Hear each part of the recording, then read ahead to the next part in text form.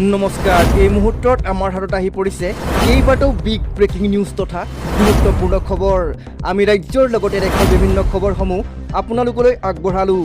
দিব লৈছোঁ আজিৰ প্ৰথমটো গুৰুত্বপূৰ্ণ খবৰ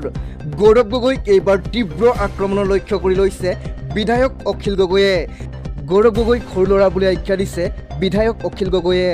উজনি অসমৰ বানপানীক লৈ চিৰিয়াছ নহয় গৌৰৱ গগৈ এতিয়া পলিটিকেল গাজাখুৰি কৰাৰ সময় নহয় বুলি মন্তব্য কৰিছে বিধায়ক অখিল গগৈয়ে মোৰ এটা সমষ্টিতহে বানপানী হৈছে কিন্তু গৌৰৱ গগৈৰ 10টা সমষ্টিত বানপানী হৈছে গতিকে গৌৰৱ গগৈ মোতকৈ বেছি চিৰিয়াছ হ'ব লাগে মোতকৈ বেছি কষ্ট কৰিব লাগে গৌৰৱ গগৈয়ে কিন্তু গৌৰৱ গগৈয়ে বানপীড়িতৰ কাৰণে অলপো কষ্ট কৰা নাই আনকি মুখ্যমন্ত্ৰী হিমন্ত বিশ্ব শৰ্মাতকৈও বেছি চিৰিয়াছ নহয় গৌৰৱ গগৈ এতিয়াও সৰু ল'ৰাৰ দৰে কথা বতৰা কৈ আছে গৌৰৱ গগৈয়ে মানুহৰ দুখ বুজি নাপায় গৌৰৱ গগৈয়ে মানুহৰ দুখ যন্ত্ৰণা হৃদয়ংগম কৰক এইদৰে গৌৰৱ গগৈক তীব্ৰ সমালোচনা কৰিছে বিধায়ক অখিল গগৈয়ে দিব লৈছোঁ এই মুহূৰ্তৰ আন এটা বিগ ব্ৰেকিং নিউজ 5 বজাৰ পাছত কাৰ্যালয়ত থাকিব নালাগে অসমৰ কোনো চৰকাৰী কৰ্মচাৰী 6 বজাৰ পৰা ঘৰলৈ গৈ সন্তানক সময় দিয়ক চৰকাৰী কৰ্মচাৰীয়ে 5 বজাৰ লগে লগেই বন্ধ হৈ যাব লাগে চৰকাৰী কাৰ্যালয় অসম চৰকাৰৰ প্ৰতিগৰাকী কৰ্মচাৰীলৈ এই ঘোষণা কৰিছে মুখ্যমন্ত্ৰী ডক্টৰ হিমন্ত বিশ্ব শৰ্মাই কাম কৰিবৰ বাবে পুৱা 10 বজাৰ পৰা 5 বজালৈ যথেষ্ট সময় টেবুলত এখনো ফাইল এৰি নোযোৱাকৈয়ে 5 বজাত কাম শেষ কৰক বহু কৰ্মচাৰীয়ে 5 বছৰ পাছতহে কাম আৰম্ভ কৰে অসমত এই ধৰণৰ সংস্কৃতি বন্ধ হ'ব লাগে কিয়নো সময় দিব নোৱাৰাৰ বাবে সন্তান আৰু অভিভাৱকৰ মাজত দূৰত্ব বাঢ়ে 5 বজাত ঘৰলৈ গৈ সন্তানৰ পঢ়া শুনাৰ খবৰ লওক চৰকাৰী কৰ্মচাৰীৰ সন্তানো ডাক্তৰ ইঞ্জিনিয়াৰ হ'ব লাগিব কাৰ্যালয়ত থকা সময়খিনিত স্মাৰ্ট সক্ৰিয় হৈ কাম কৰক দিব লৈছোঁ এই মুহূৰ্তৰ আন এটা বিগ ব্ৰেকিং নিউজ যোগগুৰু বাবা ৰামদেৱক এইবাৰ উভতি ধৰিলে সাংসদ কংগনা ৰাণাৱতে কংগনাই জেনজিক গাটাৰ জেনেৰেশ্যন বুলি অভিহিত কৰা বক্তব্যক লৈ বাবা ৰামদেৱে অভিনেত্ৰী তথা সাংসদগৰাকীৰ অতীতৰ বিষয়ে মন্তব্য কৰিছিল যে তাইৰ শৈশৱ কেনে আছিল তাইৰ যৌৱন কেনেকুৱা আছিল তাইৰ অতীতৰ কাৰ্যকলাপবোৰ কি আছিল এনে মানুহৰ কথা ক'বলৈ মন যোৱা নাই বুলি মন্তব্য কৰিছিল বাবা ৰামদেৱে আৰু বাবা ৰামদেৱৰ এই মন্তব্যৰ পিছতেই নিজৰ ইনষ্টাগ্ৰাম ষ্টৰীত বাবা ৰামদেৱক উভতি ধৰে সাংসদ তথা অভিনেত্ৰী কংগনা ৰাণাৱতে বাবাজী মোৰ যৌৱন বা শোৱা কোঠাৰ বিষয়ে সপোন নেদেখিব উৰা বাতৰি আৰু গুজবৰ ওপৰত ভিত্তি কৰিহে অনুমান কৰিব পাৰি অন্ততঃ ভুৱা বা প্ৰবঞ্চনামূলক চিকিৎসা দাবীৰ বাবে মোক কেতিয়াও উচ্চতম ন্যায়ালয়ে ধমক দিয়া নাই এইটো গুজব বা জল্পনা কল্পনাৰ ওপৰত নহয় কঠিন তথ্যৰ ওপৰত ভিত্তি কৰি কৰা হৈছে গতিকে মোৰ চৰিত্ৰৰ ওপৰত মোক বিচাৰ নকৰিব মোৰ চৰিত্ৰটো আপোনাৰ তুলনাত বহুত ভাল আৰু ইয়াৰ লগতে কোনো প্ৰবঞ্চনাও নাই বুলি উল্লেখ কৰিছে সাংসদ তথা অভিনেত্ৰী কংগনা ৰাণাৱতে দিব লৈছোঁ এই মুহূৰ্তৰ আন এটা বিগ ব্ৰেকিং নিউজ মুখ্যমন্ত্ৰী ডক্টৰ হিমন্ত বিশ্ব শৰ্মাক হত্যাৰ ষড়যন্ত্ৰ ক'ৰ পৰা চলিছে মুখ্যমন্ত্ৰীগৰাকীক হত্যাৰ ষড়যন্ত্ৰ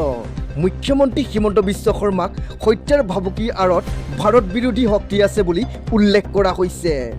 এনে শক্তিক পুলিয়ে পোখাই উভালি পেলোৱা হ'ব ইছলামিক এজেণ্ডা চলোৱা একাংশই চেষ্টা অব্যাহত ৰাখিছে মুখ্যমন্ত্ৰী হিমন্ত বিশ্ব শৰ্মাক হত্যা কৰাৰ ভয়ংকৰ ষড়যন্ত্ৰ ভাৰতক ইছলামিক দেশ কৰাৰ বাবে লাগি আছে একাংশই আমি এতিয়া বহুত শক্তিশালী পাকিস্তানত গৈ মাৰি আহিব পাৰোঁ আমি এইদৰে মুখ্যমন্ত্ৰী হিমন্ত বিশ্ব শৰ্মাক হত্যাৰ ভাবুকিক লৈ বিধায়ক দীপ্লু ৰঞ্জন শৰ্মাই বিস্ফোৰক মন্তব্য কৰিছে দিব লৈছোঁ এই মুহূৰ্তৰ আন এটা বিগ ব্ৰেকিং নিউজ অবৈধ কয়লা খননক আইনী সুৰক্ষা দিছে মুখ্যমন্ত্ৰী ডক্টৰ হিমন্ত বিশ্ব শৰ্মাই বুলি বিস্ফোৰক মন্তব্য কৰিছে গৌৰৱ গগৈয়ে কয় যে আদানী আম্বানীক কাৰ্বি আংলঙত খনন চলোৱাৰ সুবিধা প্ৰদানৰ লক্ষ্য হিমন্ত বিশ্ব শৰ্মাৰ আদানী আম্বানীৰ বাবে ইকনমিক চেঞ্চিটিভ জ'ন সলনি কৰিব বিচাৰিছে তাৰ স্বাৰ্থত কাজিৰঙাৰ পৰিসৰ হ্ৰাস কৰিব বিচৰা হৈছে কাজিৰঙাৰ পৰিসৰ হ্ৰাস কৰিলেই বন্যপ্ৰাণীৰ স্থান হ্ৰাস হ'ব আৰু বানপানীৰ সময়ছোৱাত কাজিৰঙাৰ জীৱ জন্তুৰ হাহাকাৰ হ'ব উজনি অসমৰ প্ৰলয়ংকাৰী বানৰ পিছতো শিক্ষা লোৱা নাই হিমন্ত বিশ্ব শৰ্মাই কোনো কাৰণতে কাজিৰঙাৰ জৈৱ বৈচিত্ৰ্য ধ্বংস কৰিবলৈ নিদিয়াৰ হুংকাৰ গৌৰৱ গগৈৰ কাৰ্বি আংলঙৰ পাহাৰ আদানীক গতাব বিচাৰিছে চৰকাৰে কাজিৰঙাৰ পৰিসৰ হ্ৰাসৰ বিৰুদ্ধে বৃহৎ প্ৰতিবাদ সাব্যস্ত কৰিছে কংগ্ৰেছে দিব লৈছোঁ এই মুহূৰ্তৰ আন এটা বিগ ব্ৰেকিং নিউজ চৰকাৰী চাকৰিৰ বাবে প্ৰস্তুতি কৰি থকাসকলৰ বাবে এটা অত্যন্ত দুখ খবৰ 2026 বৰ্ষত অসমত প্ৰদান কৰা নহয় নতুন নিযুক্তি।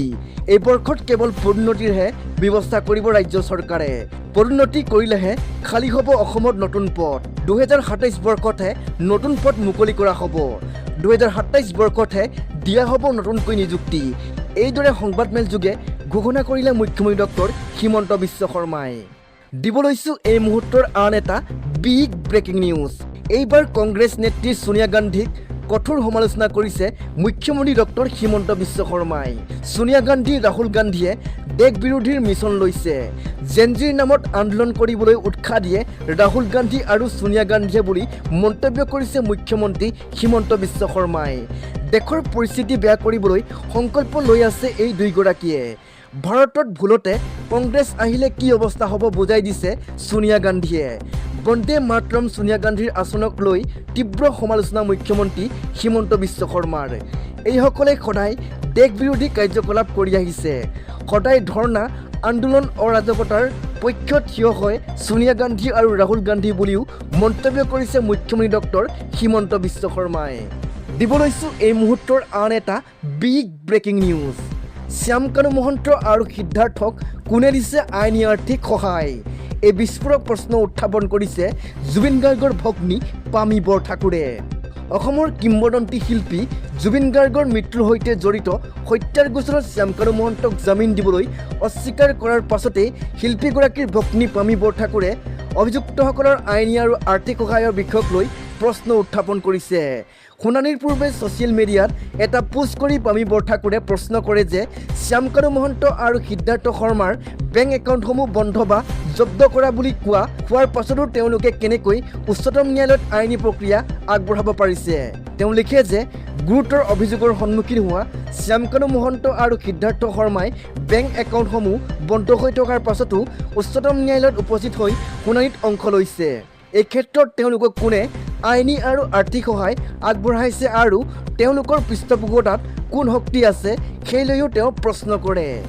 একেটা পোষ্টতে পামী বৰঠাকুৰে ন্যায় ব্যৱস্থাৰ ওপৰত আস্থা প্ৰকাশ কৰি জুবিন গাৰ্গৰ বাবে ন্যায় বিচাৰি প্ৰাৰ্থনা কৰাৰ কথাও উল্লেখ কৰে। তেওঁ কয় যে জুবিনদাৰ ন্যায়ৰ বাবে তেওঁ অদৃশ্য শক্তিৰ ওপৰত বিশ্বাস ৰাখিছে আৰু ন্যায় ব্যৱস্থাৰ ওপৰত তেওঁৰ সম্পূৰ্ণ আস্থা আছে। দিব লৈছোঁ এই মুহূৰ্তৰ আন এটা বিগ ব্ৰেকিং নিউজ। উজনি অসমৰ শিৱসাগৰ জিলাত বান সাহায্য বিতৰণৰ সময়ত অসমীয়া মহিলাই AIUDFৰ বদৰুদ্দিন আজমলৰ ভৰিত ধৰা ভাইৰেল ভিডিঅ'ক লৈ এইবাৰ প্ৰতিক্ৰিয়া প্ৰদান কৰিছে ৰাজ্যৰ মুখ্যমন্ত্ৰী হিমন্ত বিশ্ব শৰ্মাই। মুখ্যমন্ত্ৰী মহোদয়ে কয় যে এজন অসমীয়া হিচাপে আজমলৰ সেই ভিডিঅ'টো চাই মোৰ বৰ বেয়া লাগিছে। ই স্বাভাৱিকতে কাৰো বাবে এক ভাল লগা দৃশ্য নহয় আৰু ই সকলোকে দুখী কৰিব।